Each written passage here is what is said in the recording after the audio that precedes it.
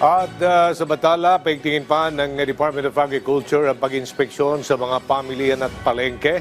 Ito ay para matiyak na hindi na makalulusot ang mga negosyanteng magtatanggang manamantala ngayong Kapaskuhan. At kaugnay niyan, may tip ang DA para mas maging budget-friendly ang ating Noche Buena. Ang mga yan sa sentro ng balita ni Harley Valbuena. Tuwing sumasapit ang Kapaskuhan, normal na ang pagtaas ng presyo ng ilang bilihin dahil sa paglobo ng demand. Pero ayon sa Department of Agriculture, questionable at pwedeng maituring na profiteering o pananamantala kapag ang pagtaas ng presyo ay aabot na sa 10% o higit pa. Paliwanag ng DA, papayagan naman ang mga taas presyo basta't ito ay justifiable o may katanggap-tanggap na rason. Pero babala ng DA, ang mga labis na price increase at profiteering ay may kaakibat na parusa, kabilang ang 5,000 hanggang 2 milyong pisong multa at hanggang 15 taong pagkabilanggo. Under the Price Act po, may prima facie profiteering kung ang presyo po ng isang gulay ay 10% higher than the previous month. Lalo na kung wala naman pong cause or reason. Kasi kailangan pa naman nating malay mo may justification nga. But yun po yung prima facie, ibig sabihin, still can be disputed.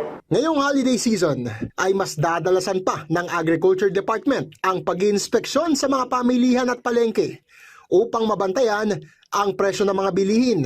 Samantala, sinigundaan din ng DA ang naunang pahayag ng Department of Trade and Industry at iginit nito na sasapat ang 500 piso para sa Noche Buena ng isang pamilya. Ayon sa DA, kasya na ang 500 pesos kung simple lamang at hindi naman magarbo ang Noche Buena. Depende po kung ano yung gusto nating ihanda. Like for example, ngayon, ang 1 kilo po ng manok ay nasa 180 to 200 pesos. So at least pasok pa siya. Ang pork naman natin, 330 ang MSRP natin sa liempo. Pigi kasi ang liempo ay nasa 370, pasok pa rin naman.